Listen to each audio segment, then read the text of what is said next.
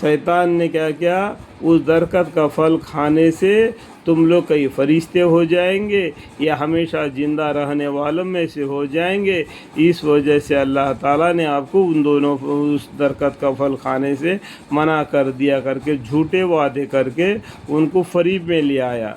और इन दोनों को रूबरू कसम खाई कि यकीन जानिए कि मैं आप दोनों का खैर ख्वाह हूँ, यकीन जानो मैं तुम्हारे लिए सच कह रहा हूँ करके इस तरीके से फरीब दिया। सो इन दोनों को फरीब से नीचे ले आया, धोखा दे के उस दरख्त का फल खाने को लगाया।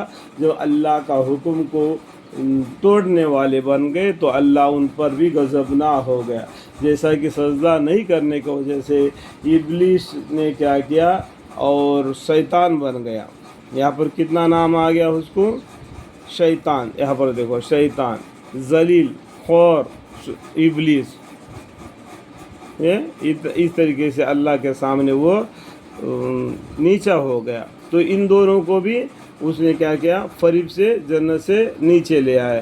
बस उन दोनों ने जब दरख्त को चखा यानी उस दरख्त का फल को खा लिया तो दोनों का पर्दा का बदन एक दूसरे का रूबरू बेपर्दा हो गया। जैसा कि हमारा जिस्म के ऊपर जो नाखून है, देखो ये नाखून हमारे जिस्म के साथ मिला हुआ है। देखो ये नाखून हमारे जिस्म के साथ मिला हुआ है, लेकिन इस अंदर का चीज़ हमको दिखाई नहीं देता है। ठीक है, समझ में आ गया। इस नाखून है, इसके नीचे भी जो गोश्त और है वो हमको दिखाई नहीं देता, लेकिन ये नाखून हमारे जिस्म के साथ मिला हुआ है इसके, और ये पर्दा भी है हमारे लिए, इसके अंदर का चीज़ दिखाई नहीं देता है।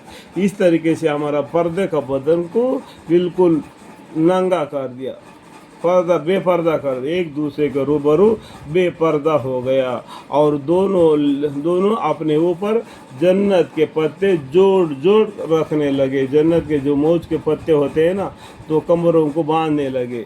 और उनके रब ने उनको पुकारा, ने अल्लाह ताला ने पुकारा क्या करके, क्या मैं तुम दोनों को उस दरख्त के मामानत ना कर चुका था, उस दरख्त का फल खाने से मना नहीं कर चुका था, और ये ना कह चुका था कि शैतान तुमको सरिया दुश्मन है, शैतान तुम्हारा सरिया दुश्मन है, तुमको धोखा देगा करके मैं पहला ही नहीं बताया था। उस दरख्त का फल मत खाओ करके नहीं बोला था, लेकिन तुमने शैतान डाले हुए वसवस में डाल आकर उस दरख्त का फल खा लिया करके अल्लाह ताला ने गुस्से में आके पुकारा।